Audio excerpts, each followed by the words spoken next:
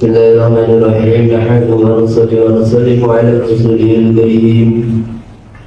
Subhanaka la ilma lana illa ma 'allamtana innaka antal alimul hakim. Allahumma inni a'udzu bika an adilla aw udalla aw azilla aw zalla aw azlima aw udlam أو أجهل أو يجهل علي. أما بعد. Kitabul Bayt.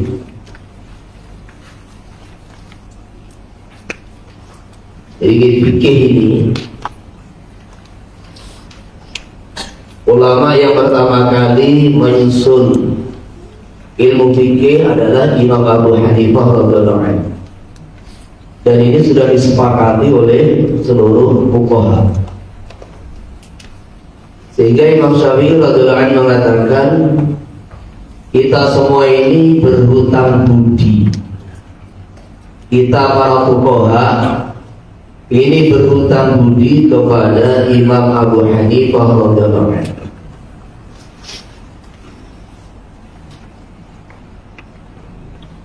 Karena beliaulah yang pertama kali membuat bab-bab fikih seperti yang kita lihat sekarang ini. Kemudian yang kedua,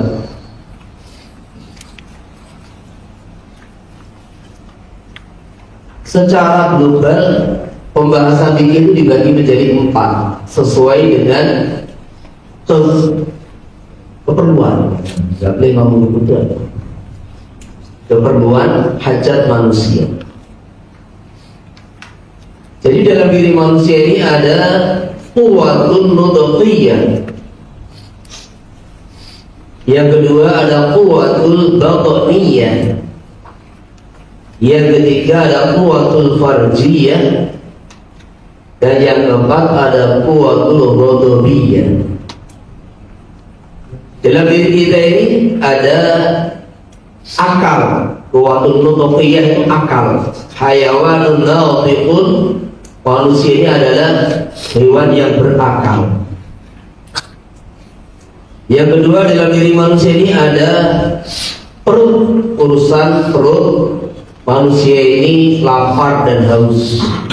Kalau dia tidak makan, dia akan lapar dan haus. Maka ada keinginan untuk makan dan minum. Kemudian yang ketiga dalam diri manusia ada hajat seksual, hajat biologis, ingin berhubungan intim dengan lain jenisnya. Kemudian yang keempat dalam diri manusia ini ada emosi. Dia kalau disakiti, dizalimi, maka akan ada kemauan untuk membalas dendam. Maka disitulah para ulama meletakkan fikih ini menjadi 4 kitab.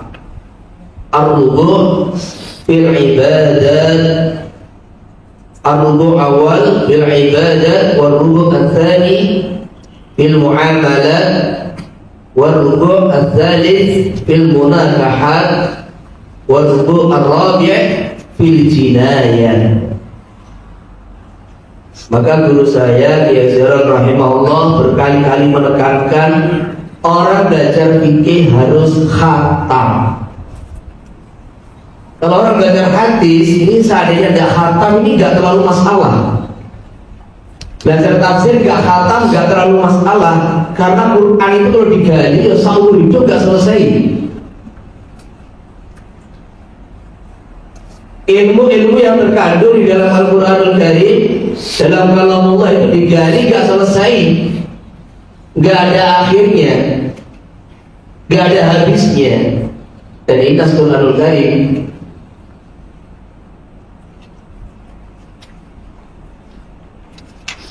Jadi seandainya ini lautan semua dijadikan tintanya, kemudian pohon-pohon dijadikan sebagai penanya untuk menulis kalamullah, maka tidak akan selesai.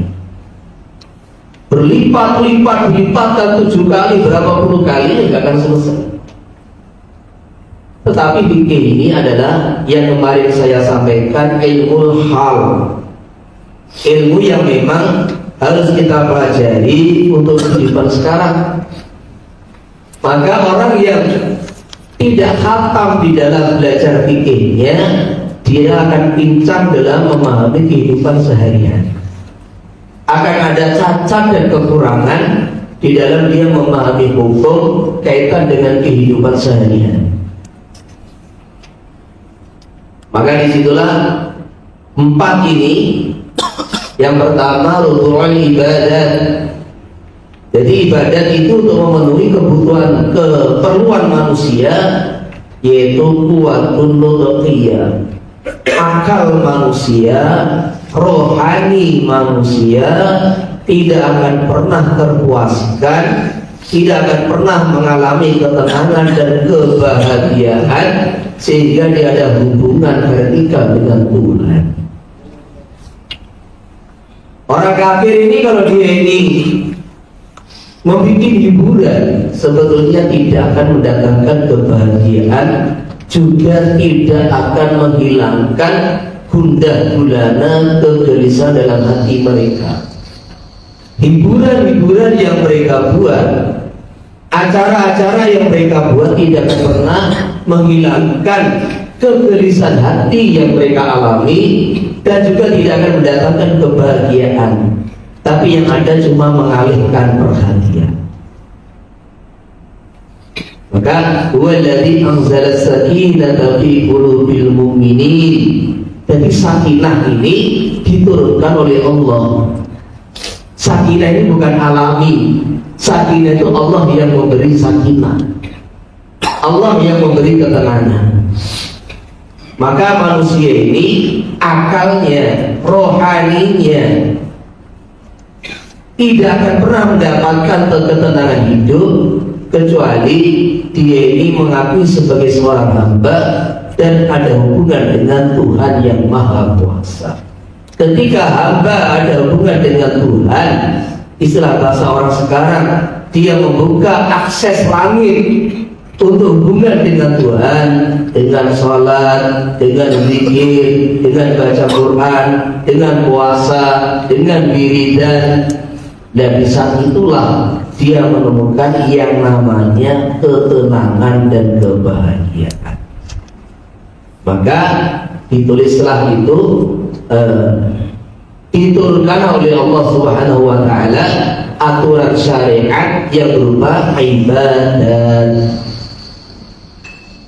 Kemudian yang kedua, manusia tetaplah manusia. Manusia bukan malaikat. Malaikat ini gak punya capek, gak punya lapar, gak punya haus. Malaikat yang diperintah sujud sejak diciptakan sampai sekarang, sampai hari kiamat, sujud terus. Malaikat yang diciptakan Allah rukuk mulai diciptakan sampai sekarang hari kiamat, sampai selepas kiamat ya rukuk terus. Malaikat gak ada capek, gak ada lapar, gak ada haus. Sedangkan manusia ini ada lapar, ada haus. Dan untuk memenuhi kebutuhan manusia, kita ini perlu kerjasama dengan orang lain. Istilah dalam bahasa akademik, manusia ini makhluk sosial. Manusia ini makhluk yang tidak bisa berdiri sendiri. Kita tidak seperti burung. Lihat ini burung, dua pasang burung jantan betina, maka dia kawin, maka buat sarang, maka beranak di situ, maka dicarikan makanan sampai dia terbang. Sudah dua pasang burung, dia yang bikin rumah, dia yang beranak, nggak perlu orang lain, nggak perlu tukang, juga nggak perlu bidan untuk beranak. Burung bisa hidup mandiri tanpa bantuan yang lain. Taghdu khimasan wa taruhu biqana. Burung ini tawakal kepada Allah, pagi kosong perutnya, sore mesti penuh itu isi perutnya. Dan tidak ada ceritanya burung itu menyimpan makanan, punya rekening, punya gudang, tidak ada. Itulah burung. Yang jelas bagi Nabi SAW, satu makhluk Allah yang paling bertakwa kepada Allah. Di antara makhluk Allah yang paling bertakwa kepada Allah. Lau tawakkaltum 'ala Allah tawakkulat thair la razaqakumullah min haitsu la tahtasibu taghdu khimasan wa taruhu biqana. Jadi kita ini manusia ini makhluk sosial, tidak bisa hidup mandiri. Untuk mendapatkan ini namanya kitab Minhajul Thalibin. Saya beli kitab Minhajul Thalibin, ini perlu ribuan, mungkin puluhan ribu orang. Ini kita cetakan umpamanya Mesir. Maka untuk mewujudkan kitab ini perlu pabrik kitab, percetakan kitab. Nah, percetakan kitab itu perlu bangunan, maka perlu pabrik yang bisa untuk buat batu bata, bangunan. Kemudian percetakan kitab ini perlu beli kertas, maka perlu adanya pabrik kertas. Pabrik percetakan perlu tinta, perlu pabrik percetakan tinta. Semua dicetak, perlu dikirim ke Indonesia, perlu kapal kontainer, maka perlu pabrik kapal kontainer, kontainernya. Sehingga mewujudkan kitab di depan kita ini perlu ribuan orang. Maka disitulah manusia ini perlu muamalah. Maka diaturlah bagaimana kita ini mengambil harta orang lain dengan cara yang diizinkan oleh syariat. La taqulu amwalan nasi bil batil. Jangan kalian makan harta orang lain dengan cara yang tidak benar, cara yang tidak diizinkan oleh syariat. Maka kita bermuamalah ini luas, mulai jual beli, mulai ijarah, mulai ariyah, kemudian hibah, wakaf, semua dibahas. Apa yang ada yang kita kerjakan hampir semuanya sudah ada di kitab.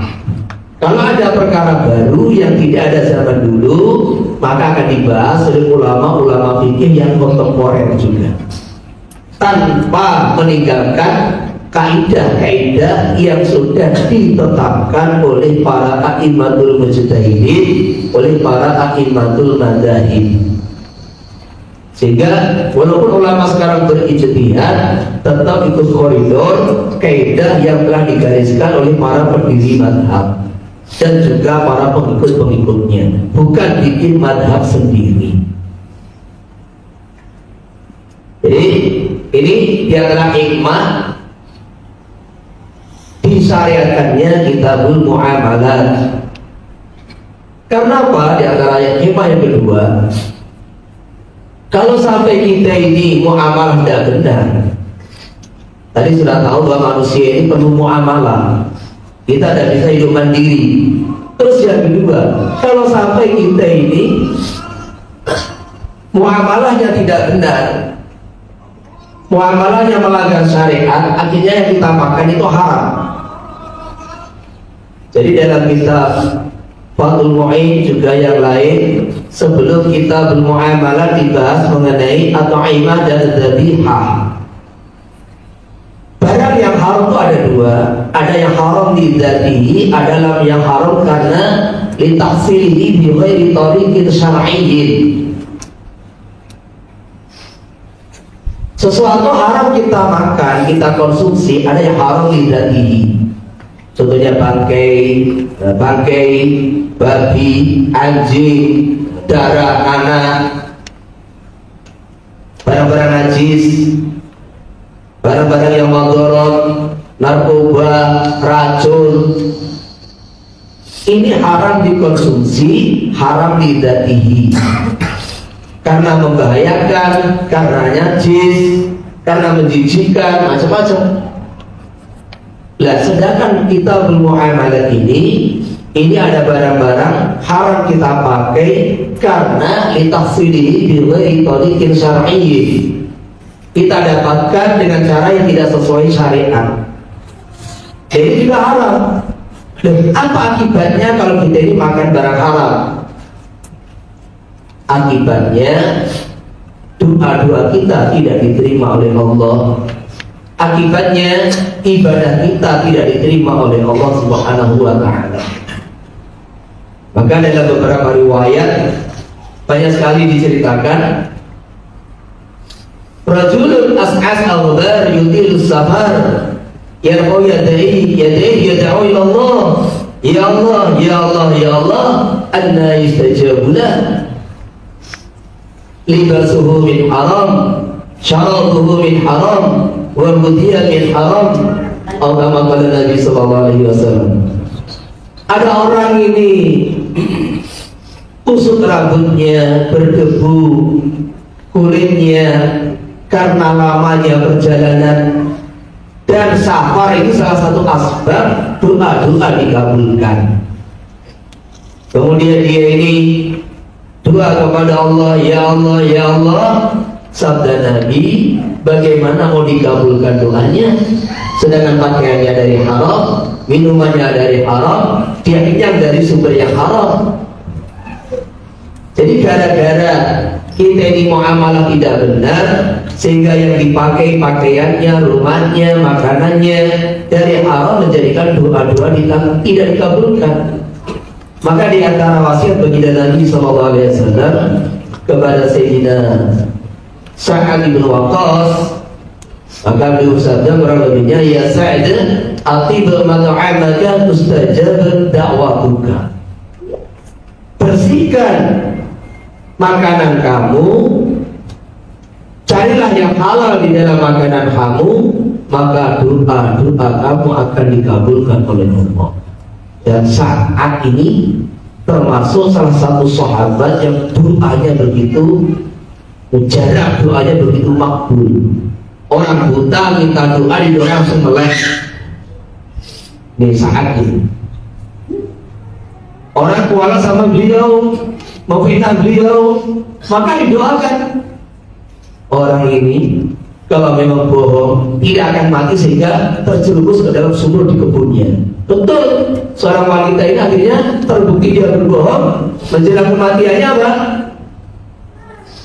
Masuk ke dalam sumur di kebunnya, mati di situ. Sayyidina Sa'ad. Kemudian kita bahas dalam kitab-kitab fikih, kalau orang itu sholat, bajunya dari hasil gosok, tempat sholat daripada gosok, akhirnya apa? Mazhab Syafi'i, sholatnya sah, yang penting rukun syarat dipenuhi, tetapi dia dosa dan tidak dapat pahala. Bahkan mazhab Imam Ahmad bin Hanbal juga ini juga satu kaul yang dhaif dalam mazhab Syafi'i, sholatnya gak sah, gak sah, gak diterima. Coba, barang siapa puasa kemudian dia sahur dari sumber yang haram, berbuka dari makanan haram, maka tidak ada yang dia dapat dari puasanya kecuali lapar dan haus dahaga. Barang siapa haji ternyata bekalnya dari haram, maka hajinya tidak diterima oleh Allah. Nah, ini akibat orang yang muamalah dengan cara yang tidak benar, efeknya akan merembet kepada seluruh ibadahnya.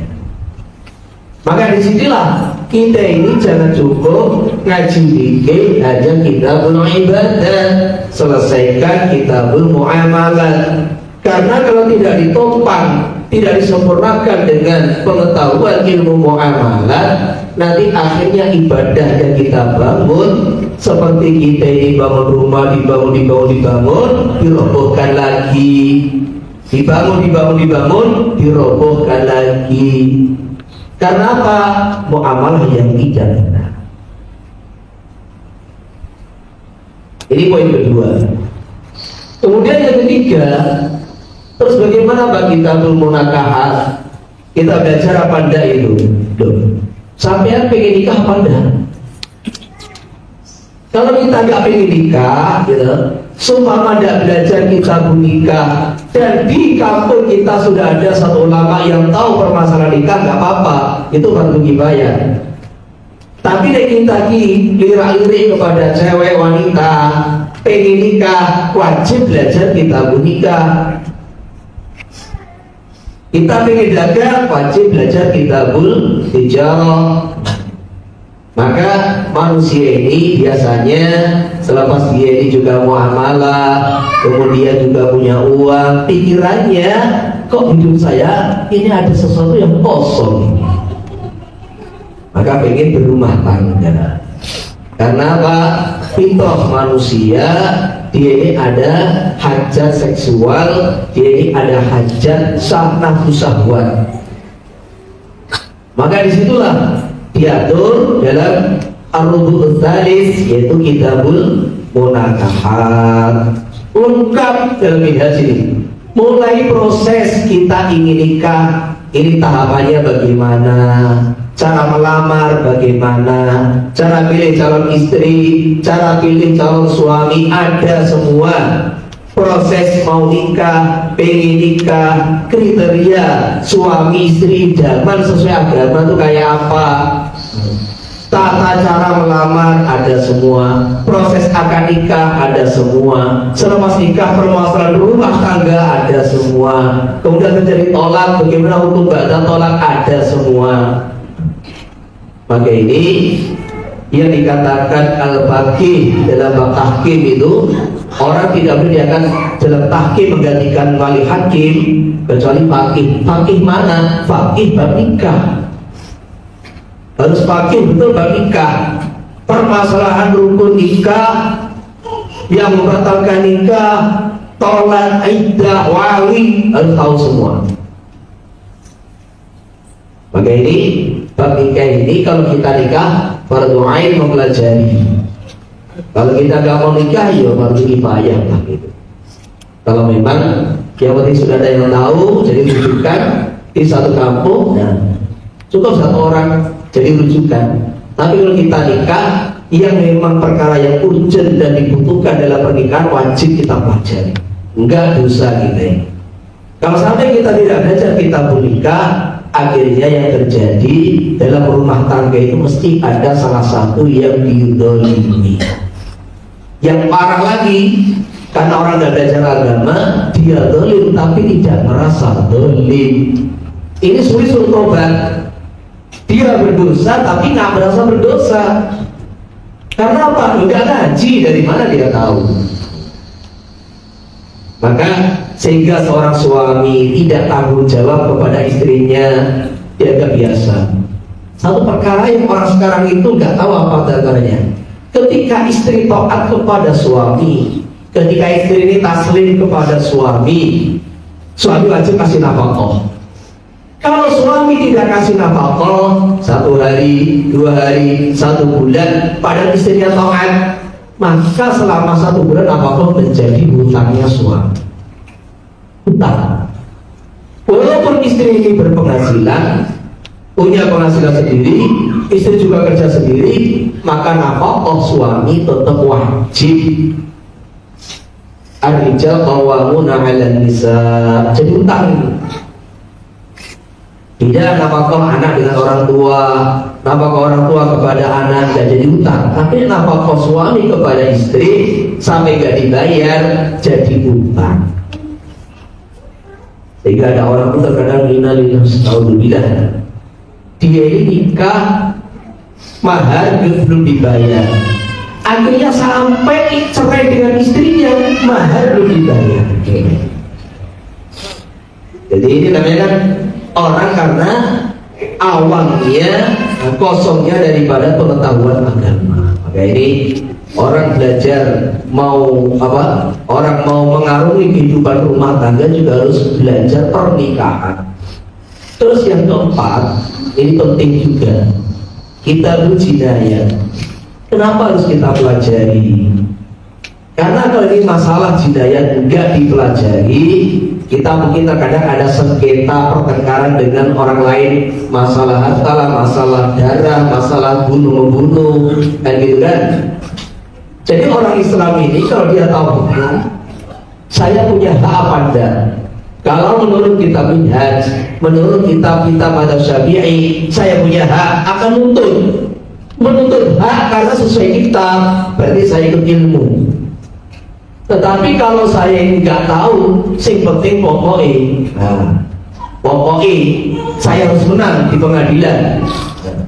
Menurut agama saya ini benar atau salah nomor 10. Yang penting saya harus menuntut dia di pengadilan, saya harus menang. Akhirnya apa? Dia bayar suap, ternyata posisi menurut agama dia salah, akhirnya dosa bertumpuk-tumpuk tanpa dia sadari. Lah, dosa menzalimi orang pun dosa hakul adami.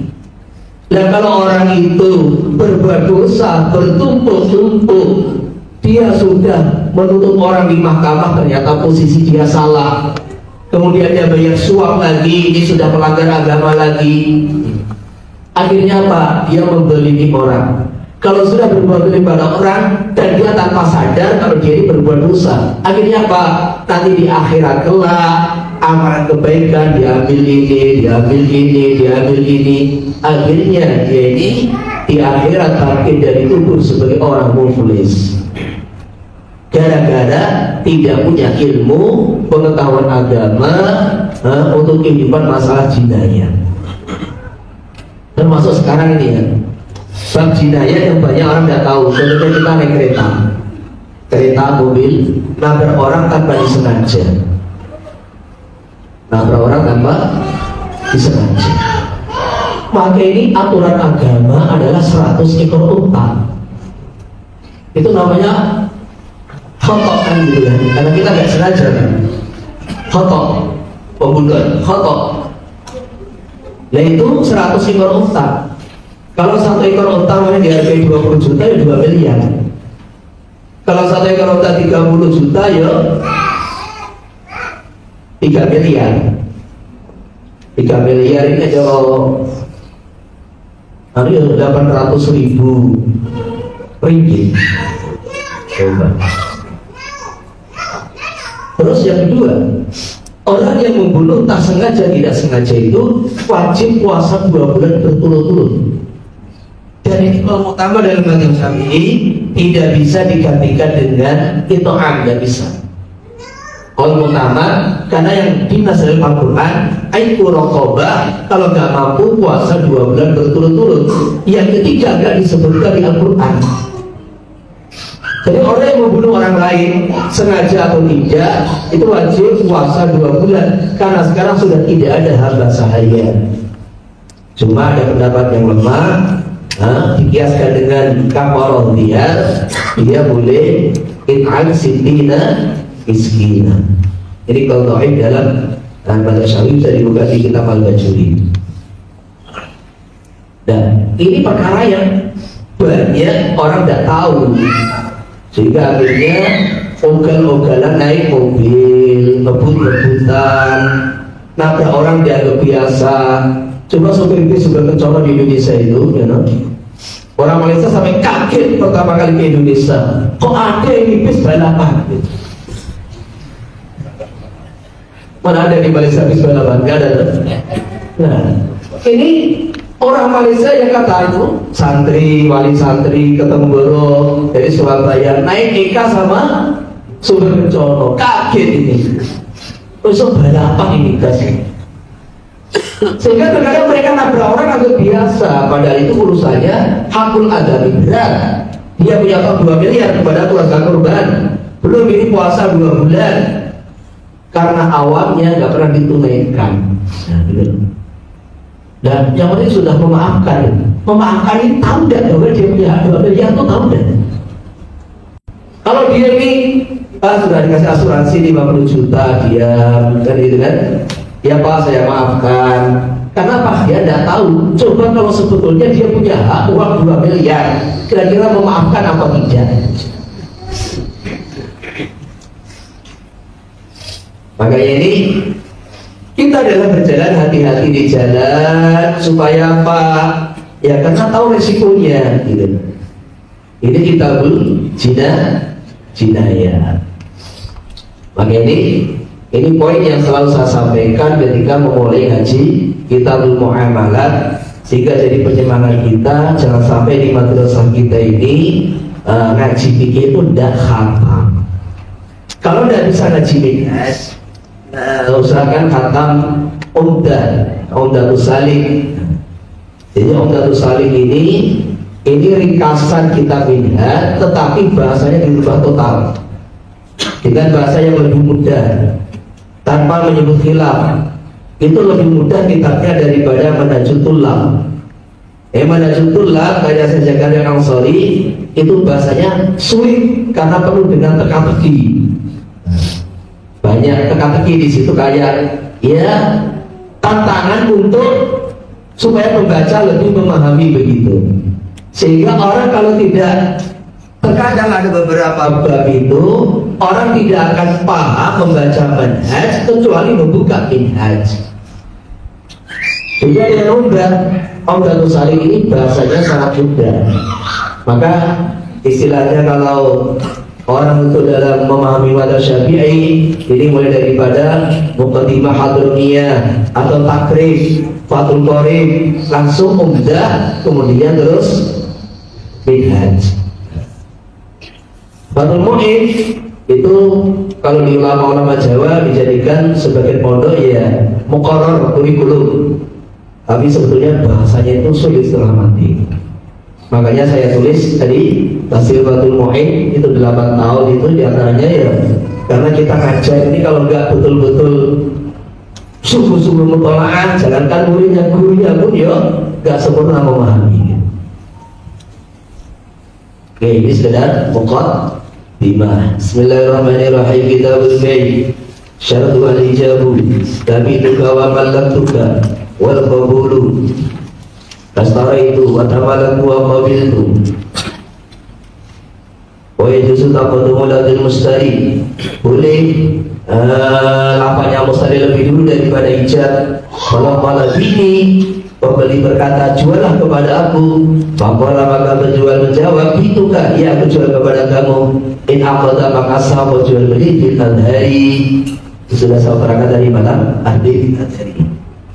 Wa in aqidu sah jual beli bil kidayah bacaan hadza laka bikada, aku jadikan ini mabih laka untuk kamu bikada dengan imbalan sekian, harga sekian, fil asahi.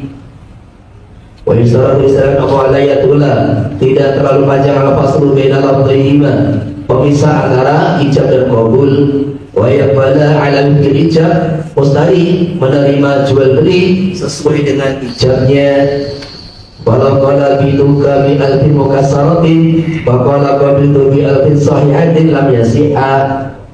Kalau tidak sesuai, contohnya aku jual kepada kamu dengan 1000 dirham uang pecahan.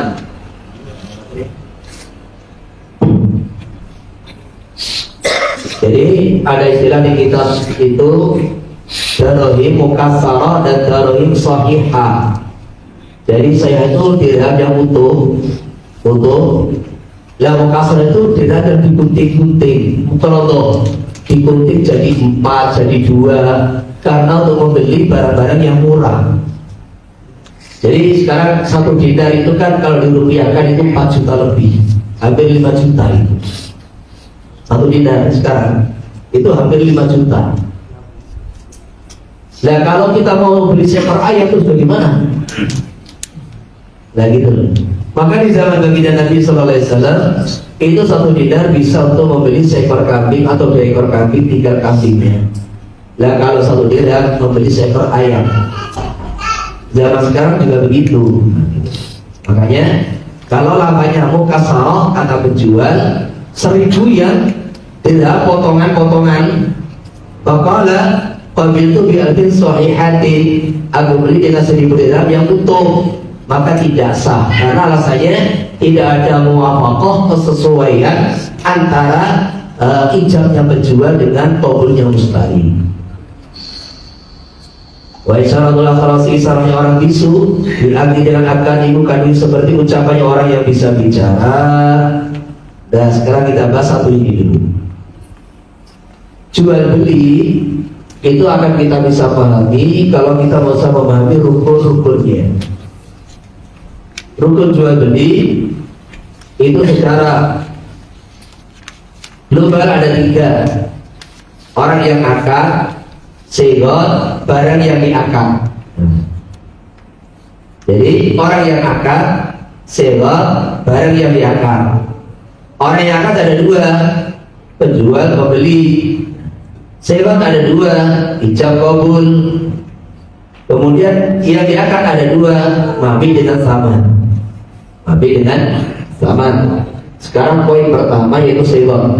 Ijab qabul kita bahas. Di dalam mazhab Syafi'i, maka jual beli ini harus ada ijab qabul yang tadi malam sudah kita bahas itu. Karena apa? Karena Allah Subhanahu wa taala berfirman, "Illa takuna tijaratan an taradin minkum." Baginda Nabi sallallahu alaihi wasallam bersabda, "Innamal bai'u an taradin." La ridho ini kata Imam Syafi'i sesuatu yang khafi dalam hati. Maka harus ada lafaz yang menunjukkan adanya ridho. Nah dari sinilah beliau mewajibkan harus ada ijab qabul dalam jual beli. Ini mazhab Syafi'i dan juga jumhur ulama begitu. Masalah bentuknya ijab qabul bisa dari penjual dulu, saya jual kepada kamu, saya beli, saya jual kepada kamu, barang ini harga sekian, ya saya beli dan harga tersebut. Atau membeli dulu, jual kepada aku harga 2.000, oh ya saya jual dengan harga 2.000. Ini namanya ijab qabul. Bisa jual dengan kinayah. Kinayah itu maksudnya sesuatu yang maknanya jual beli. Apa ciri khas jual beli? Menyebutkan imbalan. Nah, ciri khas jual beli menyebutkan imbalan harga. Tetapi bahasa yang dipakai bukan lafaz jual beli. Ini untuk kamu, ya, khusus panjenengan, guys. 2 juta saja. Awalnya khusus untuk panjenengan dikira hibah kan gitu kan. Jadi ternyata di belakangnya ada 2 juta saja. Ini berarti jual beli. Khusus untuk apa? 2 juta saja. Ini nama jual beli karena disebutkan harga. Itu kinayah.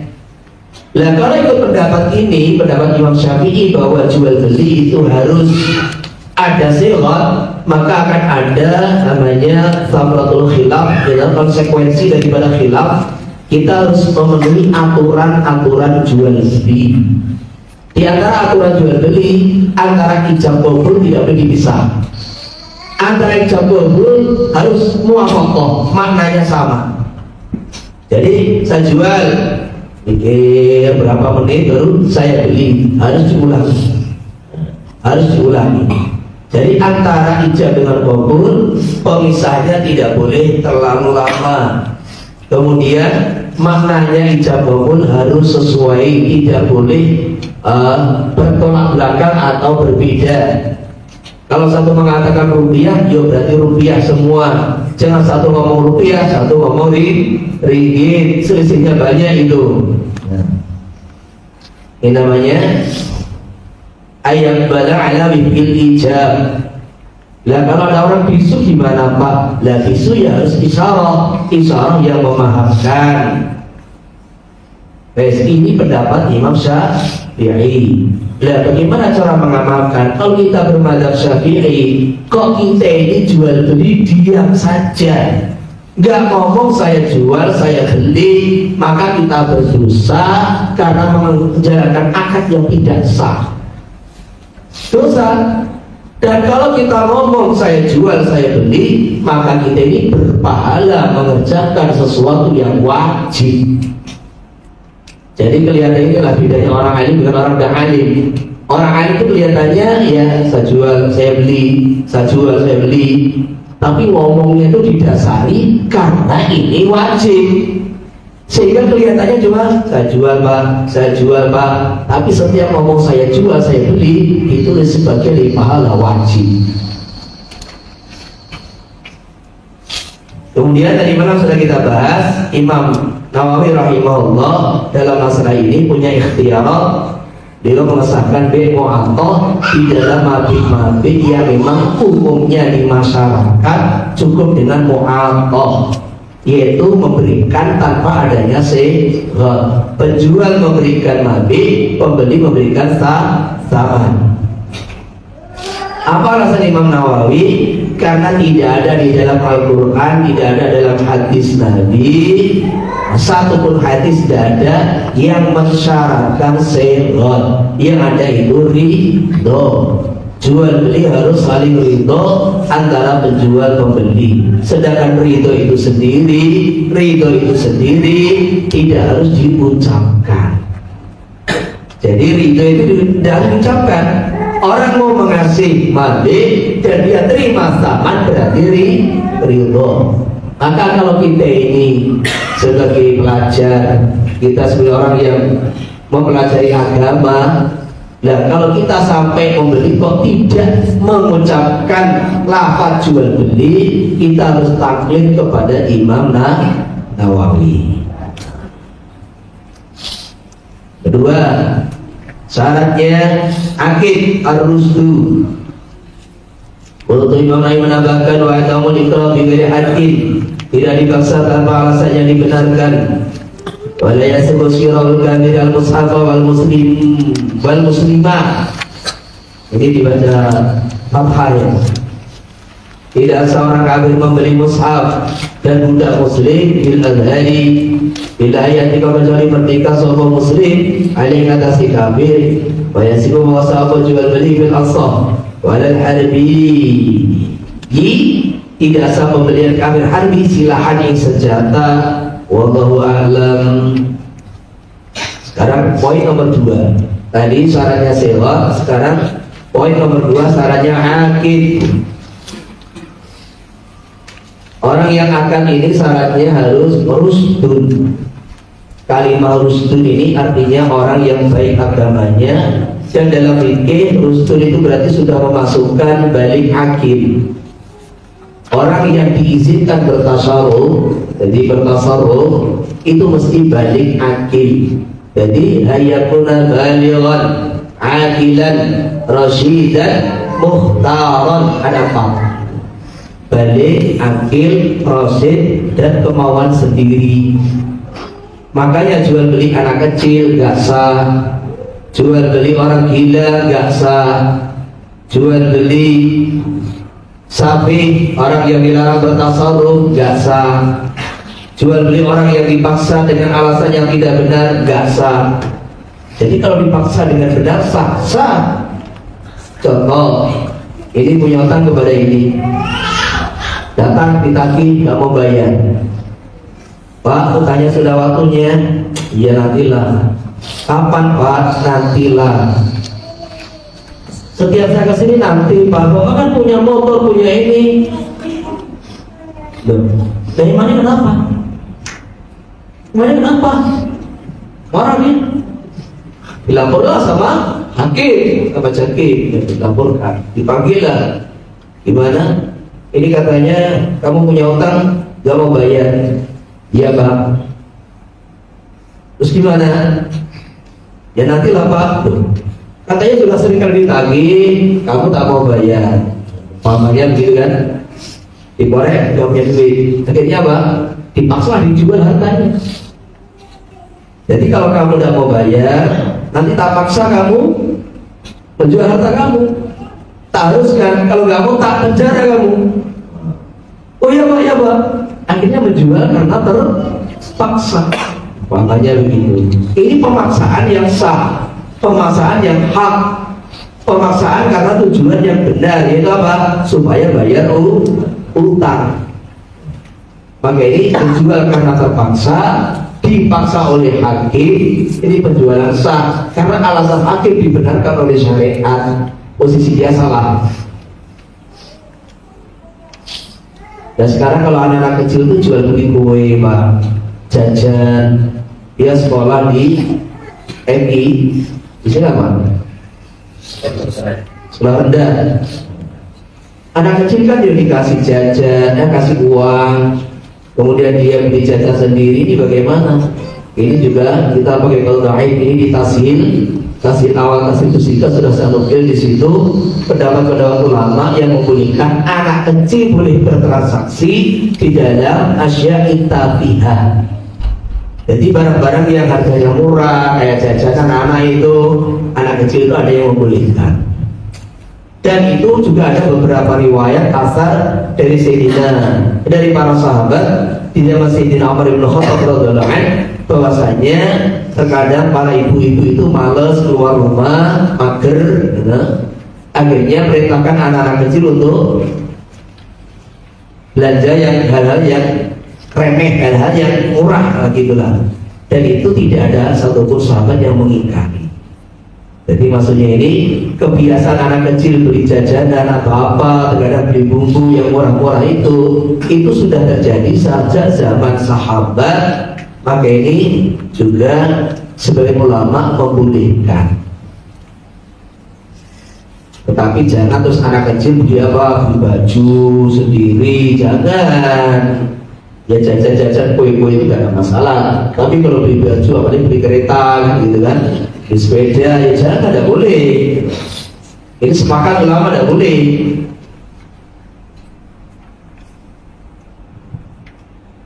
Terus sekarang kaitan dengan apa itu jual beli pakai robot. Jadi yang di airport itu kan, kotak-kotak dari Jepang, dari Jepun itu. Maka akhirnya kita masukkan uang keluar, masukkan uang keluar. Itu ya sama dengan mu'athah jadinya, sama dengan mu'athah. Kita ini transaksi dengan robot. Jadi akhirnya kalau kita mau masukkan uang berarti rizal, dan memang ya rizal betul, keluar betul gitu. Jadi perkara yang tidak dibahas dalam kitab diperlukan mu'athah.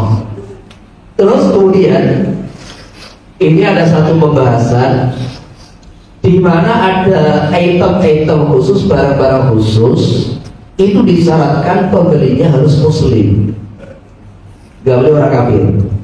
Ada barang-barang khusus pembelinya gak boleh orang kafir. Yang pertama Quran, termasuk kitab-kitab agama, kitab fiqh begini tidak boleh dibeli orang kafir. Karena apa? Karena ini berisi kalimah-kalimah yang diagungkan dan dimuliakan. Nanti kalau sampai dipegang orang kafir, berarti kita ridho akan dihinakan oleh mereka. Maka menjual mushaf dan juga kitab-kitab syar'i kepada orang kafir, kutubul hadis, gitu kan, termasuk kutubul hadis, kutubul fikih, termasuk kisah-kisah para ulama, para aulia, gak boleh dijual kepada orang kafir. Yang kedua, budak muslim. Jadi kalau lagi budak muslim mau dibeli orang kafir gak boleh. Ini namanya menghinakan orang Islam kepada orang kafir. Kecuali pembelinya adalah ibunya sendiri, ayahnya sendiri, kakek neneknya, atau anak cucunya. Kenapa kok boleh? Karena ketika terjadi transaksi jual beli langsung merdeka.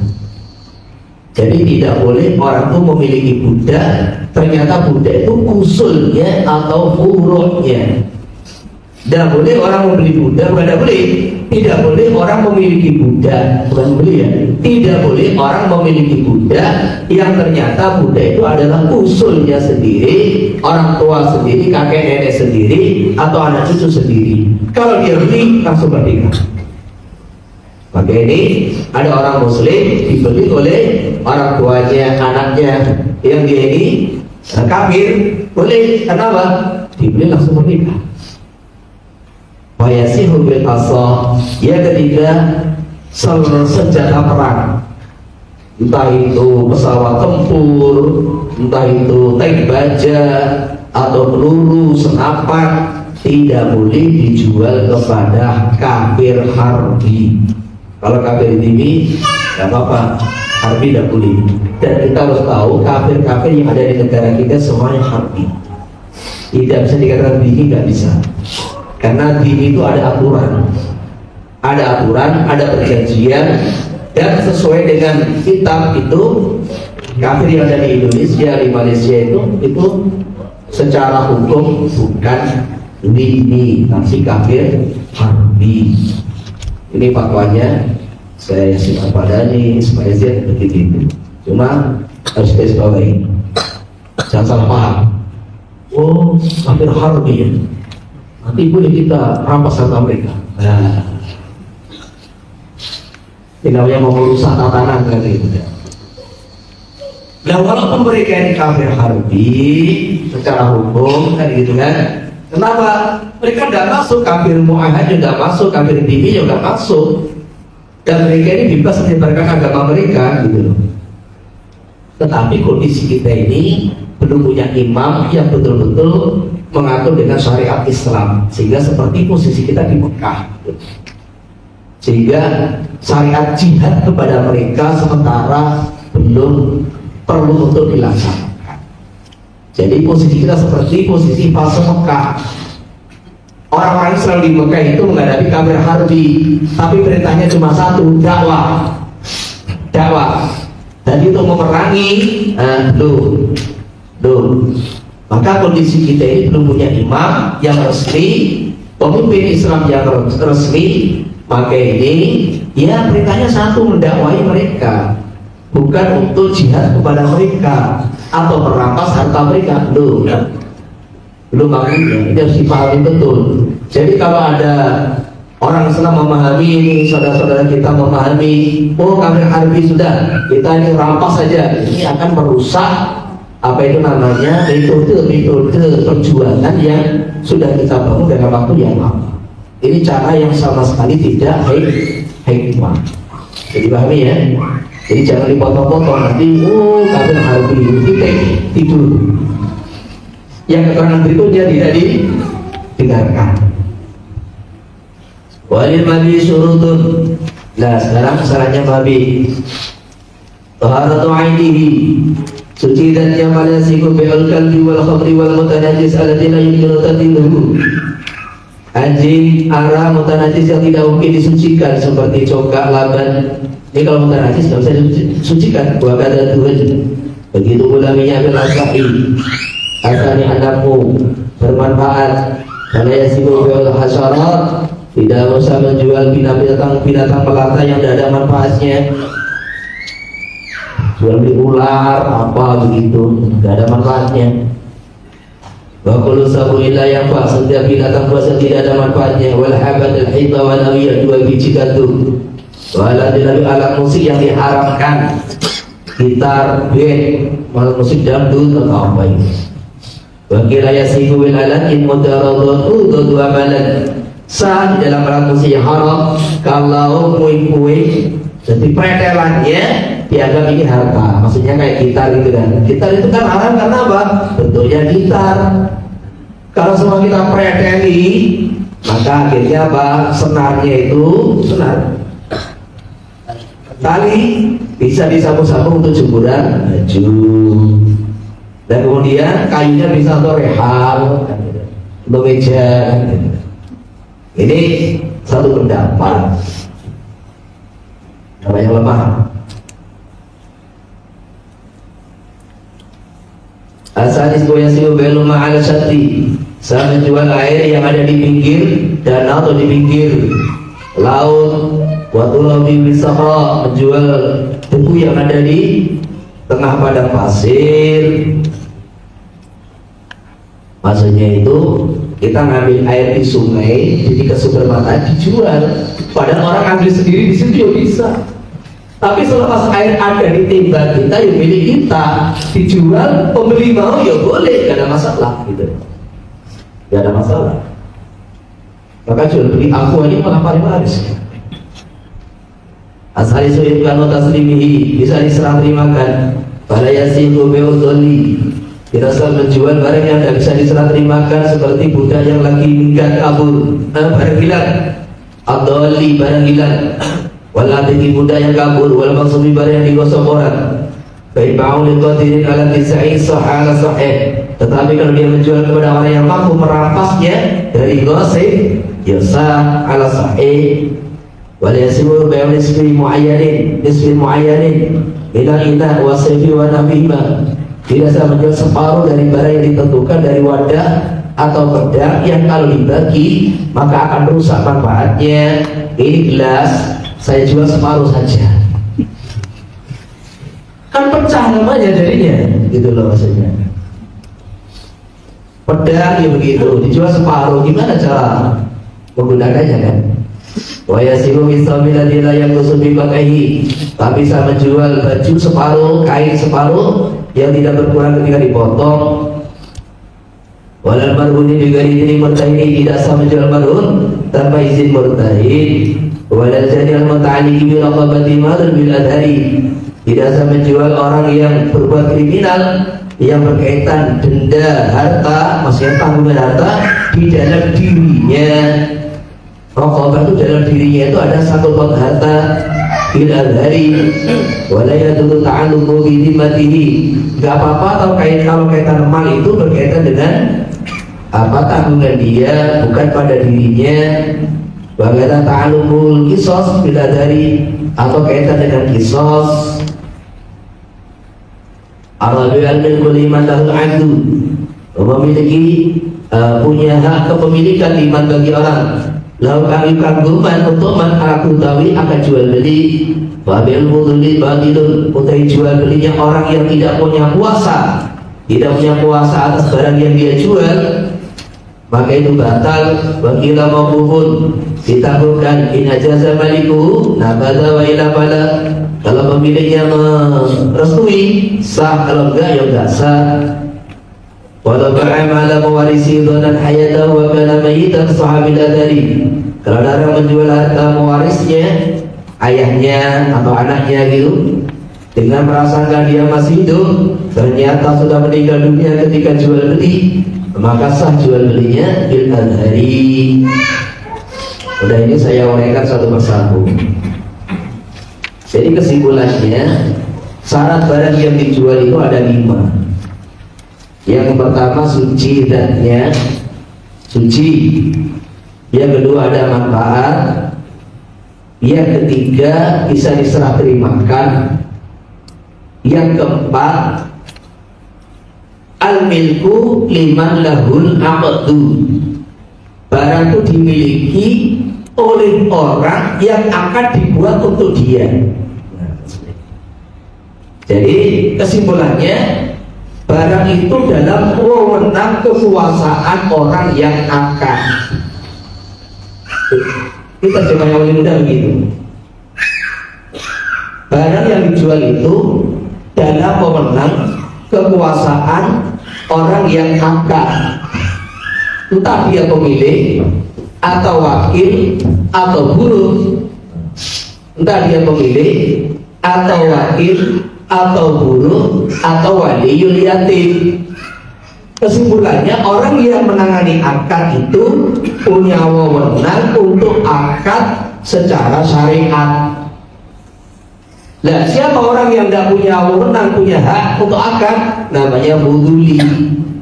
Buduli itu siapa? Pemilik ya bukan, wakil ya bukan, wali yatim ya bukan, buruh ya bukan. Dan siapa?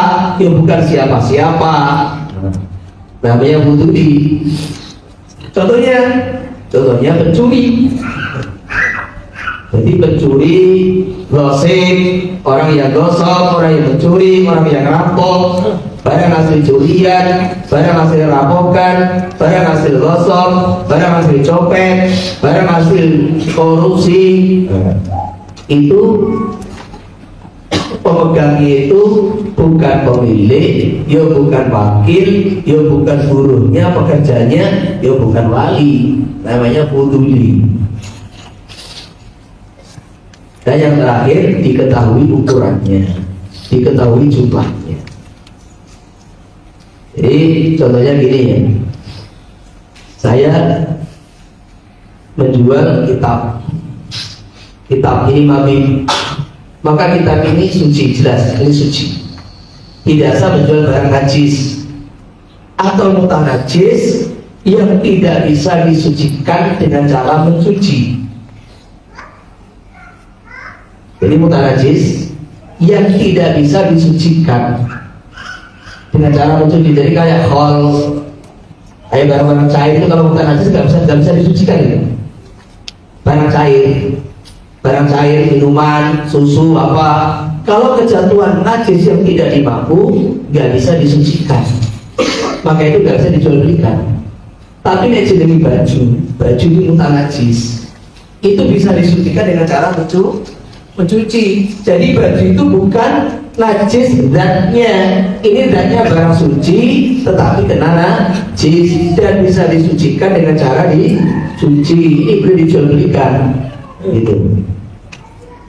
Maka sekarang ini terkadang tuh dia miris lagi masyarakat itu, orang peternak ayam, ada sebagian ayam tuh mati, jelas mati tidak disembelih, entah mati karena penyakit, mati karena kaget, kena hentakan suara petir. Jadi ayam-ayam itu kena petir kaget mati, kena flu mati. Terkadang dijual dengan harga murah. Tindakan semacam ini namanya tindakan yang betul-betul masya Allah dosa besar. Karena apa? Dia jual bangkai, akhirnya dijual ke warung-warung, akhirnya orang pada makan bangkai. Dosa besar ini sangat merugikan orang Islam gitu. Maka kalau ada binatang tuh mati, ayam mati, kambing mati, dikemanakan? Dia kasihkan ke apa itu ular atau apa, ke macan atau ke singa begitu, buaya, itu boleh lah kan gitu. Tidak boleh dijual, dikonsumsi kepada manusia, nggak boleh. Ini satu perkara yang harus diingatkan.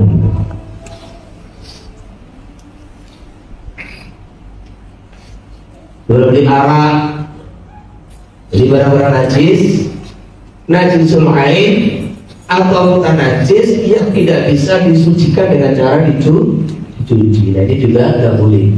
Yang kedua manfaat. Jadi kesimpulannya, barang yang tidak ada manfaat sama sekali atau ada manfaat tapi haram itu nggak boleh. Karena manfaat haram itu dalam penilaian agama sama dengan nggak ada manfaat. Gak ada manfaat. Dan sekarang itu ada aneh Pak, hasal itu ada yang manfaatnya, jual belalang ini, jangkrik, semut, untuk pakan burung itu bagaimana? Itu khilafiyah. Yang utama dalam mazhab Syafi'i, barang-barang hasalat, binatang-binatang hasalat yang secara umum gak ada manfaat, tapi ada manfaat khusus untuk pakan burung. Dan ini qaul utama nggak boleh, tapi ada qaul dhaif, ada yang membolehkan. Kenapa? Ini manfaat buat makan burung ini juga manfaatnya halal gitu, satu manfaat yang halal, sehingga dikhilafiyah. Terus yang ketiga, bisa diserah terimakan,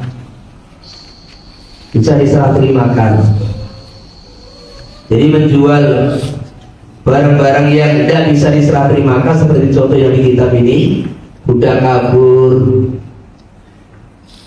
mau beli, saya punya burung murah saja. Burung apa? Burung yang mahal sih, burung apa?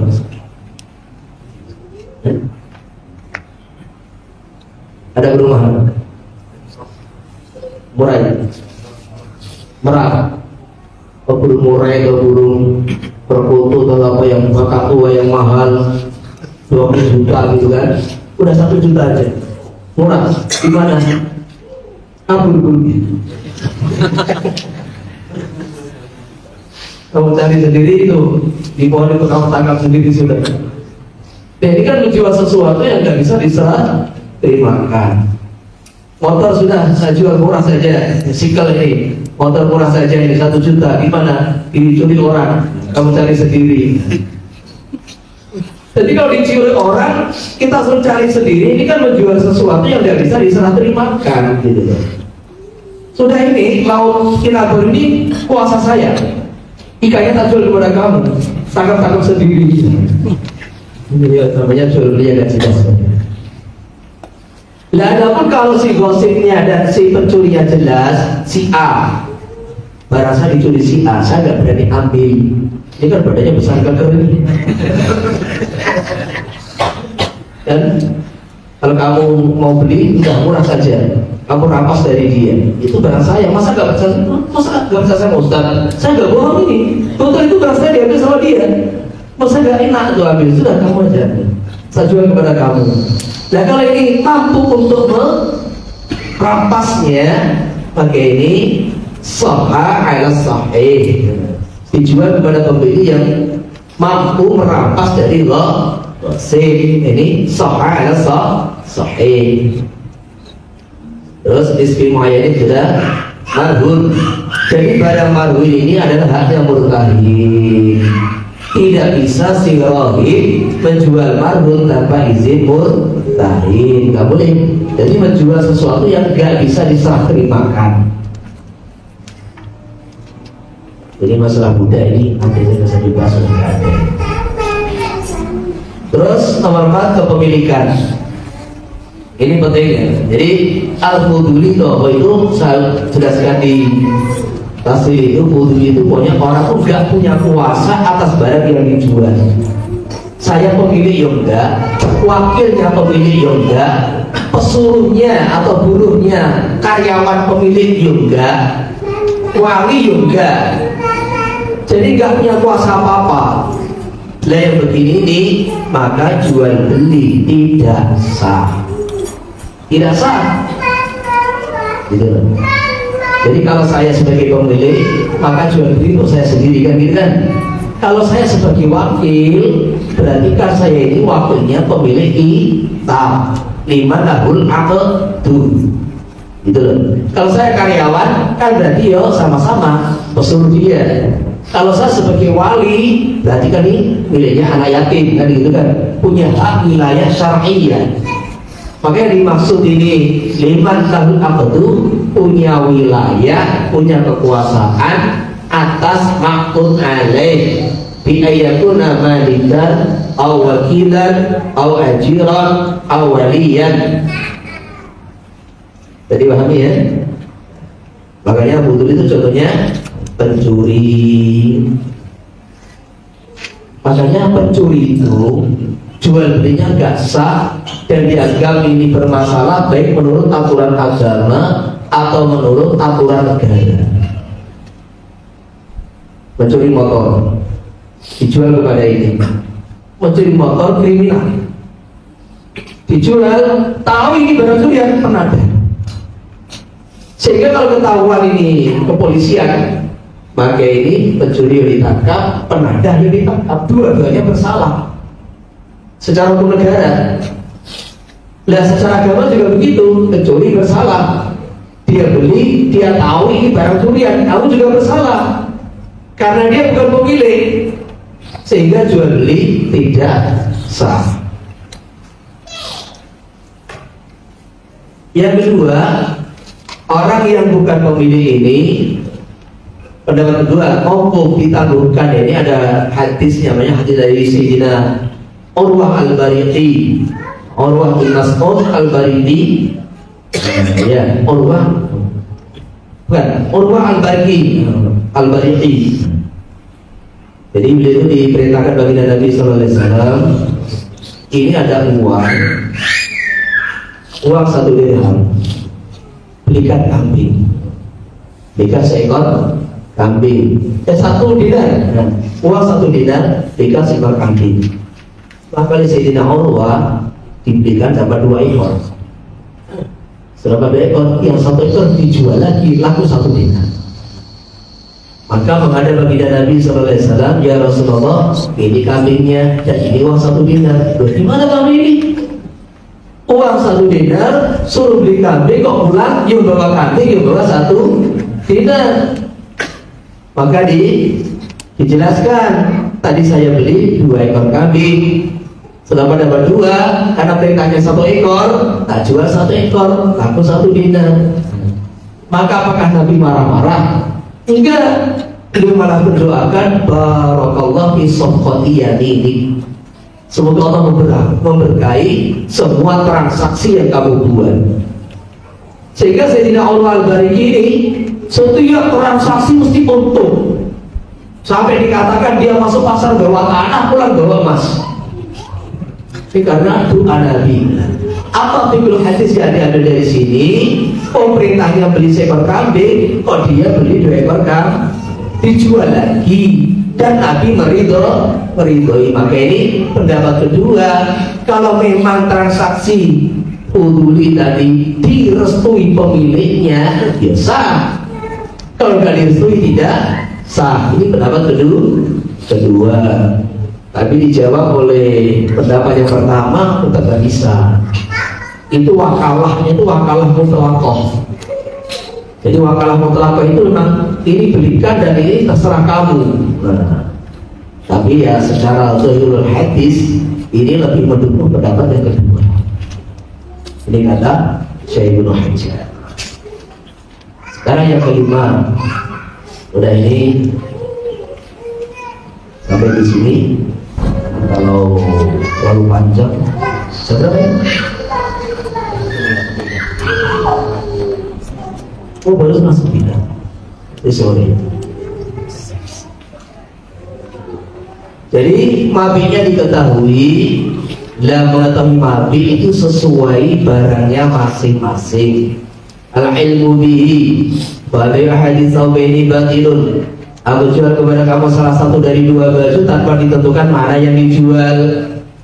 Jadi kalau sudah ini harga sekian dah. Kalau ingin transaksi ambil dulu saya beli yang ini. Nah, saya beli yang ini baru transaksi. Jangan ini salah satu sekian. Oh iya, saya beli terus ambil salah satu, ini tidak bisa.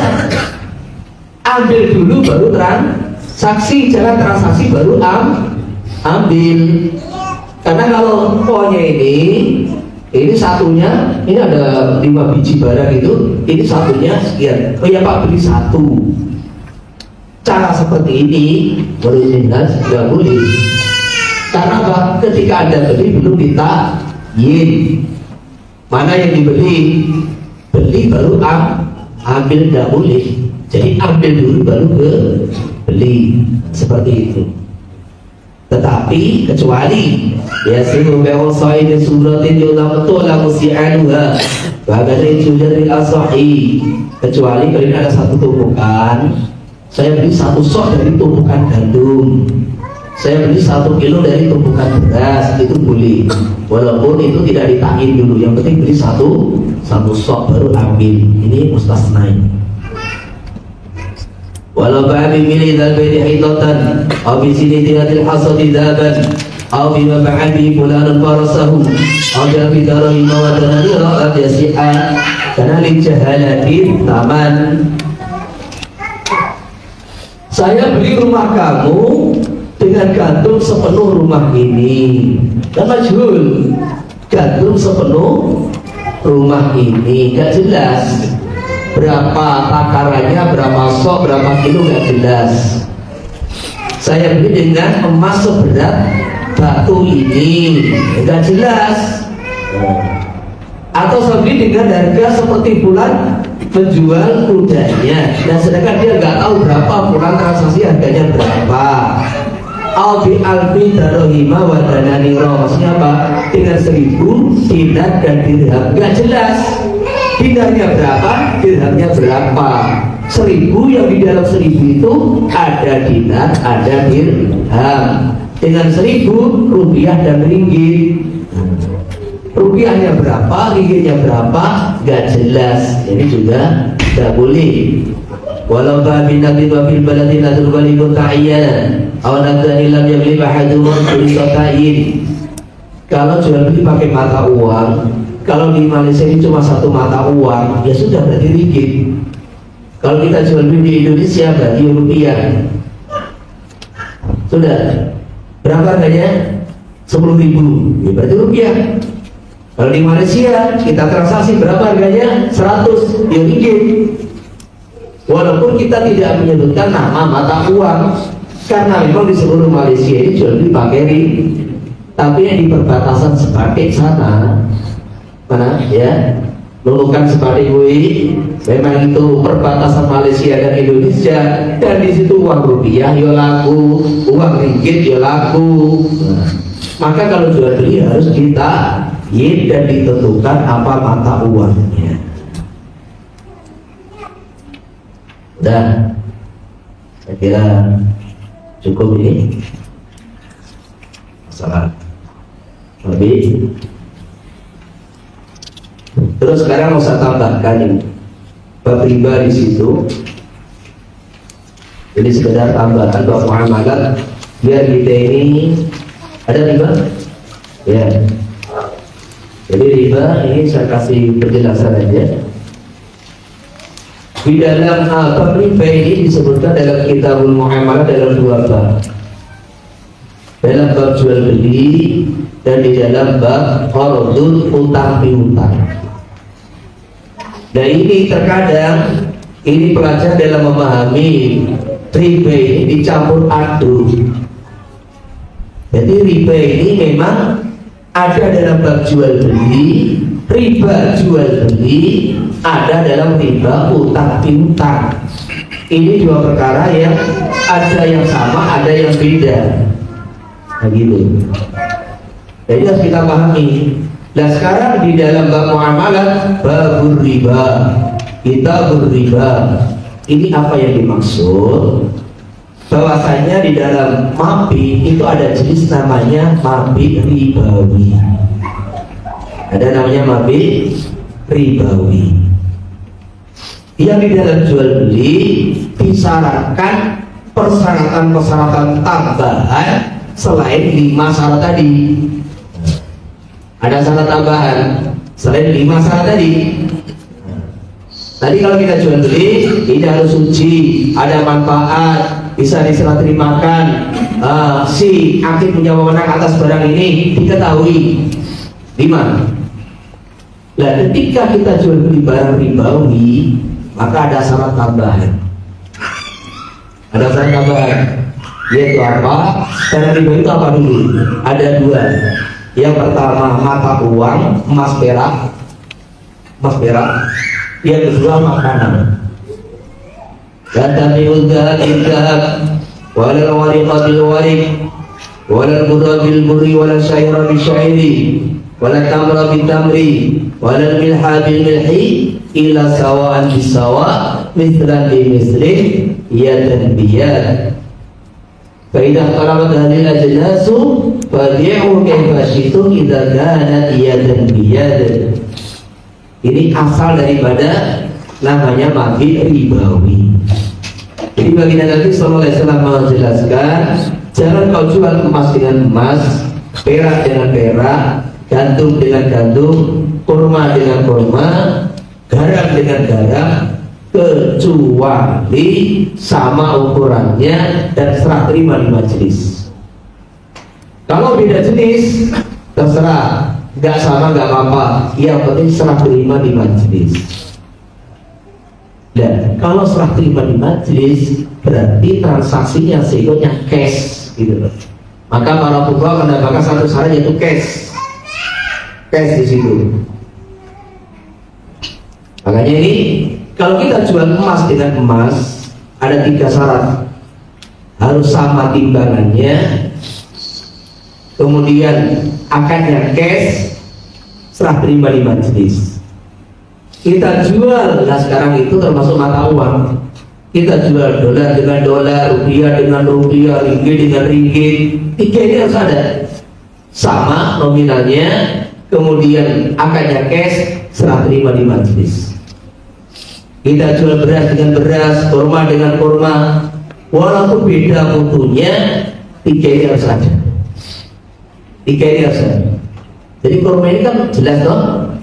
Kurma ini apa? Barangnya suci, ada manfaatnya, bisa diserah terimakan, kemudian terus dikuasai oleh orang yang akad, diketahui ukurannya. 5 sudah memenuhi. Karena ini mati ribawi, ditambah nanti syaratnya. Itu aja. Sehingga kalau beras dengan beras, gandum dengan gandum, kedelai dengan kedelai, harus muamalah, harus cash secara lisan, dan prakteknya serah terima di majelis. Nah kalau beda, beda itu maksudnya apa? Beda jenis tapi satu ilah. Contohnya money changer, rupiah dengan ringgit, rupiah dengan real, ringgit dengan dolar. Maka apa? Cash dan serah terima di majelis. Jadi di situ kita akan, di situ dibayar. Tidak harus sama. Maka mata uang kertas ini juga digolongkan oleh ulama-ulama kontemporer di dalam barang ribawi. Karena dinar dirham sudah nggak berlaku, dinar dirham diganti dengan mata uang kertas. Sekarang pun mata uang kertas diganti dengan angka-angka digital. Maka di situ tetap berlaku hukum jual beli ribawi. Ini mayoritas ulama kontemporer seperti Buddha itu hampir sepakat. Maka termasuk uang ini, uang kertas, uang yang kita di rekening itu juga di situ wajib zakat. Wajib zakat walaupun bukan emas perak, wajib zakat. Jadi pahami ya? Ini jadi riba ini adalah jual beli mati ribawi. Ini yang dimaksud riba di dalam bab jual beli. Kalau syarat nggak dipenuhi, kita beli barang beras dengan beras beda timbangannya, kurma dengan kurma beda takarannya, emas dengan emas beda timbangannya, atau uang ringgit dengan ringgit beda nominalnya, ini tergolong riba, tergolong jual beli riba, pelanggar syariat. Nah yang kedua itu adalah riba utang piutang. Kullu qardin jara manfaatan lil muqrid bahwa riba. Semua utang piutang kok disyaratkan di dalamnya keuntungan dan manfaat yang kembali kepada orang yang menghutangi, maka itu riba. Walaupun hadis ini dhaif, tetapi didukung oleh banyak asar dari para sahabat, sehingga ulama mazhab 4 itu sepakat bahwa riba utang piutang itu adalah mujma' ala tahrimihi. Ada yang mengatakan ini menggolongkan riba qadol, ada yang menggolongkan riba nasi'ah, semuanya itu sepakat. Ulama mazhab 4 sepakat riba yang seperti ini adalah riba yang diharamkan. Bahkan diharamkan oleh syariat sebelum baginda Muhammad SAW. Ini yang mujma' ala tahrimihi, haram. Jadi dari zaman jahiliyah itu utang, kalau satu demo nggak bisa berbunga, mundur lagi berbunga lagi. Dan sekarang juga begitu sama. Di awal disyaratkan berbunga sekian. Ketika nggak bisa bayar di waktu yang ditentukan, tambah lagi bunga, mundur lagi, tambah lagi bunga. Maka disitulah perbankan konvensional itu termasuk transaksi ribawi. Karena setiap utang piutang, maka disitu disyaratkan ada bunga. Sehingga kita yang terpelajar ini karena sudah ada perbankan syariat walaupun itu belum sempurna, belum maksimal, masih perlu disempurnakan. Solusi menghindari riba itu belum sempurna, maka kita ini harus alih kepada bank syariah. Jadi bank konvensional ini harus kita tinggalkan, harus kita pindah kepada bank syariat walaupun belum sempurna. Jadi begini ya, zina ini ada namanya dosa terang-terangan namanya zina, ada yang terang-terangan halal namanya nikah. Kayak gitu. Nikah ini halal 100% dan berpahala. Zina ini dosa 100%. Nah begitu pula wa halallahu bai'a wa harrama riba. Jual beli ini halal 100% untungnya, dan riba ini 100% haram bunganya. Nah sekarang bank syariah di dalam masa transisi untuk menghindari riba, maka walaupun belum sempurna, entah sudah 70% atau berapa, ini perlu didukung, perlu disupport, perlu disupport, jangan malah dilemahkan. Sehingga kadang bikin statement atau pernyataan tidak syariahnya bank syariah, nah gitu. Apa ini bank syariah sama saja. Ini adalah kesimpulan orang bodoh, orang yang tidak memahami hukum secara detail. Maka sekarang kita pahami, kalau ada orang zina, maka ini sepakat ulama dosa besar. Dia tahu itu zina, dia tahu itu bukan istrinya, dikumpuli, dosa besar. Orang juga begitu, dia tahu itu bank konvensional itu haram riba, tetap dia pakai bank konvensional, dosa. Tetapi kalau dia ini memang ada bank yang sudah 100% pakai syariat murni, ini yang memang diinginkan. Tapi kalau seandainya dia sudah berusaha ini, tetapi nggak maksimal, ada yang salah, insya Allah ini kesalahannya lebih ringan daripada bank konvensional gitu. Seperti orang nikah, ternyata nikahnya nggak sah, kan bukan zina, namanya wati subuhan. Jadi wati subuhan itu nikah, usaha nikah sesuai yang aturan syariat, ternyata faktanya tidak benar. Maka selama dia tidak tahu kan dia nggak dosa. Nggak dosa, tidak ada orang mengatakan wati subuhan itu zina, nggak ada. Walaupun ini ada kesalahan. Dan begitu pula ini ketika bank syariat ini belum sempurna, insya Allah itu resikonya lebih ringan daripada kita ke bank konvensional. Maka ini jadi peringatan bagi kita semua. Insya Allah. Oke, sekarang mungkin 15 menit 20 menit kita tanya. Jika nanti pada Isya kita langsung ijazahnya. Ada tanya? Ya. Ilmu ini itu boleh pakai video call. Jadi apa itu namanya video call atau di foto kan gitu kan? Ya tetap namanya foto itu kan ya terkadang iya sesuai aslinya, terkadang tidak. Barang di foto itu terkadang dia persis, terkadang dia ternyata kenyataannya lebih jelek, terkadang kan lebih bagus. Maka ini sebetulnya di video call itu ya cukup, tapi kan lihat barangnya kan gitu. Ada barang itu memang cukup di foto itu sudah maklum. Ada, contohnya kan jual beli gini, ini sampai aqua 10 botol di foto kan sudah selesai, percaya kan gitu kan? Atau seperti ini kan juga mungkin orang sudah percaya begitu. Atau jual beli kitab, ini loh tak buka fotonya barangnya, dalamnya ini ya sudah maklum. Tapi ada barang-barang tertentu, walaupun di foto itu terkadang masih meragukan, kan gitu kan? Makanya apa itu namanya? Ini ya, jual beli online itu ada kalanya muayyan, ada kalanya bidimah, ini saya jelaskan sekalian.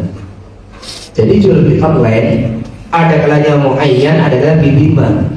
Jadi marketplace itu kalau memang dia jual hanya satu ini yang difoto, ini yang dijual. maka dari dia menjual sesuai ini kan gitu. Ini barang muayyan. Tetapi kebanyakan di marketplace itu kan di Shopee dan Tokopedia itu foto di situ adalah sekedar sampel dan contoh. Itu sifat, bukan itu yang dijual. Maka kalau bukan itu yang dijual, berarti kita jual beli barang fitimah, bukan barang muayyan, masuk bab salam. Kalau pakai lafaz salam, maka harus bayar cash, kan gitu kan? Harus bayar cash. Maka kalau kita ini mau transaksi online, sekarang mau mengikuti model zaman sekarang, metode zaman sekarang, jual beli sambil ngopi di rumah, jual beli sambil duduk di rumah, ya itu aturan syariat. Bagaimana? Kita buka rekening, pelajari mobil banking, sehingga itu setiap kita transaksi, saya duduk di sini, saya order barang, saya klik beli, maka saya transfer di majelis ini. Jadi kalau satu ruangan ini kan, saya pindah ke sini, pindah ke sini, pindah ke sini. Ini masih satu ruangan, masih satu majelis.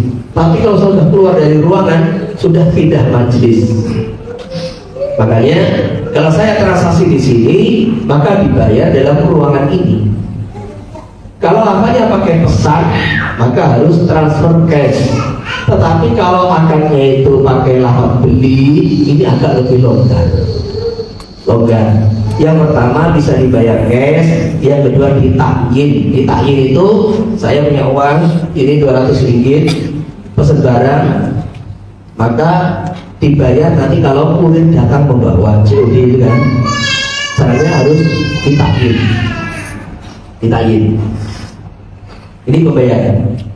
Ini kalau kita anggap bahwasanya itu transaksi. Kalau saya tidak transfer juga ditakyin, akan tidak sah. Kalau akan tidak sah, barang datang harus ulangi transaksi. Diulangi transaksi, saya jual, saya beli.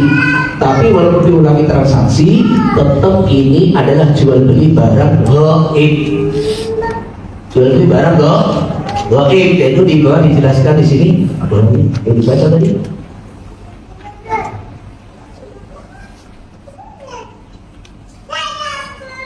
Itu ada dua pendapat. Gimana gaib? Barang dibungkus, ya dah. Tidak dibawa di tempat, ya dah. Harus dibayar. Ya, kita beli barangnya dibungkus, kita bayar kepada kurir boleh lakukan dulu baru bayar, nggak bisa. Ya dah. Ini namanya jual beli barang gaib, yaitu kalau muktamad nggak boleh, pendapat kedua di minhaj boleh, dan kita boleh diam. Nanti kita bayar, di rumah dibuka, nanti kalau nggak cocok boleh dikembalikan, dan itu yang maka terjadi. Maka saya buat di channel itu, jadi COD itu ada dua sistem. Kalau kita anggap bahwa di aplikasi itu klik itu kita anggap jual beli, maka kita udah cuma dua pilihan: bayar cash, transfer, atau Shopee Pay. Yang kedua, ditakdir pembayarannya, uangnya ditentukan. Ini yang akan kita serahkan kepada kurir. Kalau enggak, batal. Sehingga nanti kurir data kita transaksi lagi dari jual beli barang gaib. Ini poin pertama. Yang kedua, di sini kita anggap sekedar janjian, bukan akad. Janjian antar barang ke saya, sampai ke saya tak beli. COD, cash on delivery. Kan? Bayar ketika barang datang, kan gitu kan? Maka berarti anggap aja umpamanya ini ada yang kedua, bahwa ini adalah sekedar janjian, barang datang baru transaksi, saya jual, saya beli, sama seperti tadi.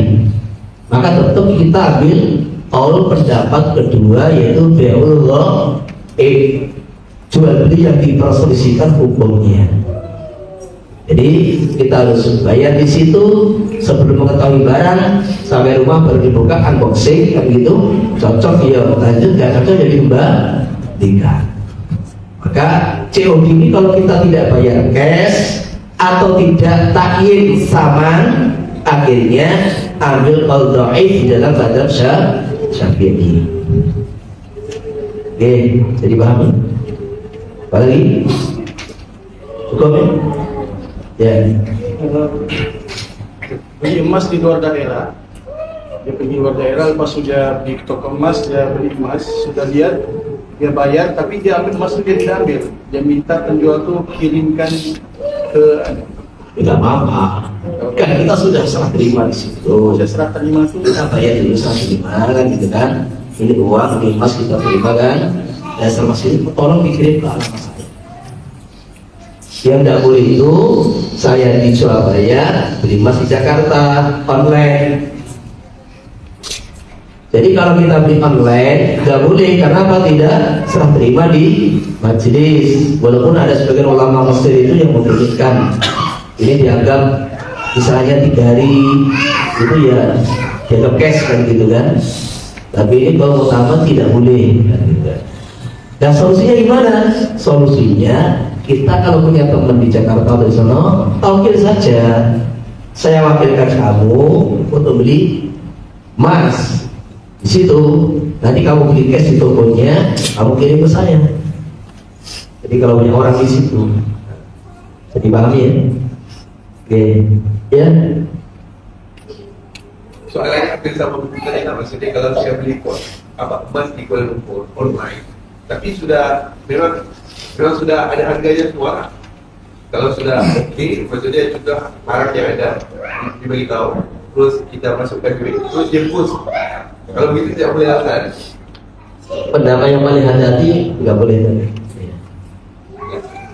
Cukup ya? Oke. Adakah boleh jual beli itu pertama barang dan juga penjual itu daripada contohnya daripada gereja, dan contoh dia punya gereja ini hampir lebih. Lepas itu yang membeli itu adalah orang Muslim.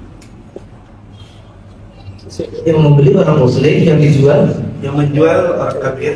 ya. Dia barang-barang kereta, peralatan-peralatan daripada gereja itu dijual. Jadi yang pembeli itu adalah orang Muslim. Jadi akadnya terus kan istilah akad, saya jual, saya beli. Ya. Jadi jual beli ini antara orang Muslim, orang kafir tadi di awal tidak disyaratkan, bebas, kecuali yang dijual satu mushaf, kitab-kitab syar'i atau hikayatus shalihin, budak Muslim, yaitu pembeli harus Muslim. Dan sekarang yang antum tanyakan penjualnya orang kafir, pembelinya orang Muslim. Selama yang dijual satu barang halal, didapat dengan cara halal, nggak apa-apa. Nggak apa-apa. Gereja kita beli sepeda jadi masjid bagus. Iya kan? Ya nggak boleh masjid dijual jadi gereja. Nah, itu. Oke, gereja kita beli, nanti kita baca di masjid, ya, boleh. Jadi ya maksudnya. Ijab kabul itu bolehlah. Jadi masalah dari awal akid ini tidak ada syarat Muslim kafir, tidak ada, kecuali yang disebutkan tadi. Oke. Jadi gini ya, ini terkadang orang salah paham ya.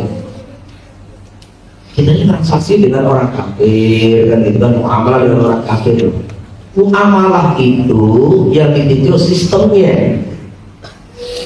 Orang yang muamalah dengan kita walaupun mereka orang kafir, tapi sistemnya sistem syariat, gak ada masalah. Gak ada masalah, sistem syariat dan tidak membantu maksiat, gak ada masalah. Tapi walaupun kita ini muamalah dengan orang Islam, sistem yang dipakai itu sistem yang melanggar syariat, itu tetap gak boleh. Tetap gak boleh. Makanya ini perhatikan. Jadi kalau kita ini muamalah sama orang kafir, utang piutang. Kalau kita muamalah utang piutang ya harus dibayar. Karena apa? Kita mengambil uang dari dia itu dengan cara akad. Utang piutang, jual beli harus dibayar. Gak boleh itu orang kafir ini, gak usah dibayar aja. Gak boleh. Karena kita mendapatkan dengan akad utang piutang. Jual beli dengan sama kredit yang harus dibayar. Tapi kita ini mengambil dengan cara ghanimah atau apa, tidak lagi kan? Tidak lagi. Jadi ada satu perkara itu terkadang menurut fikih itu boleh, seperti kita merampas punya hadir harbi itu boleh, tapi tidak dianjurkan. dalam kondisi umat Islam masih belum punya kekuasaan itu tidak dianjurkan, karena akan menghancurkan metode-metode dakwah dan perjuangan yang sudah dibangun bertahun-tahun. Makanya di Mekah ketika baginda Nabi SAW itu tidak perintahkan angkat senjata, dia tidak angkat senjata. Karena apa? Kalau kondisi masih minoritas kita angkat senjata ya sama dengan bunuh diri gitu. Sama dengan bunuh diri. Kita tidak ada kekuatan kok angkat senjata berjuang dengan jihad ya sama dengan bunuh diri. Jadi seperti itu. Ada waktunya. Nanti kalau kita main apa itu tidak ikut aturan, maka akhirnya perjuangan yang sudah dibangun bertahun-tahun jadi ludes habis. Oke, apa lagi? Oke. Yang mungkin cakap kita barang curi, contoh lah orang curi memang tidak tahu, tapi dia beli barang curi punya. Selama dia tidak tahu, itu di waktu Mu'in ada satu pembahasan. Kalau ada orang kalau akhadha min ghairihi bi tariqin halal atau akhadha syai'an min ghairihi bi tariqin halal wa huwa fil haqiqati haram, hal yu'akhadhu bihi bil akhirah. Kita mengambil satu benda dari Naufal, dari Naufal ini saya mengambil dengan cara halal, membeli atau hibah, pokoknya dengan cara yang halal. Perkara yang sebetulnya ini barang halal, karena dia dapat dengan cara mencuri atau yang lain. Jadi sesuatu yang ini kita dapat dengan cara halal, sebetulnya perkara ini haram. Dan kenapa haram? Karena dia dapat dengan cara yang tidak benar. Maka apakah saya ini, jadi saya tidak tahu gitu, saya nggak tahu. Apakah saya ini akan ada tuntutan di akhirat, kan gitu kan? Akan ada tuntutan di akhirat. Maka ditafsir, kalau zahirul ma'khud min khairan lam yu'akhad bil akhirah. Wa illa imaikana zahiruhu syarran ukhidha bil akhirah. Jadi kalau dari orang baik-baik, muamalahnya baik-baik, ya, maka saya tidak akan dituntut di akhirat, nanti tidak ada hukuman. Dengan ketidaktahuan saya tadi. Tapi kalau zahirnya memang bermasalah, sering ambil barang orang, tetap saya beli, akan ada resiko di akhirat. Walaupun saya beli. Disinilah maka ketahuan apa hikmah makruhnya muamalah dengan orang yang aksaru malihi haram. Jadi makruh di sini bukan makruh biasa ini, makruh yang makruh berat, sehingga Imam Ghazali mengatakan haram. Karena muamalah dengan orang yang aksaru malihi haram, toh sampai terjadi saya ambil harta yang haram, akan ada nanti resiko di akhirat. Jadi di antara makna makruh muamalah dengan orang yang aksaru malihi haram. Coba ya.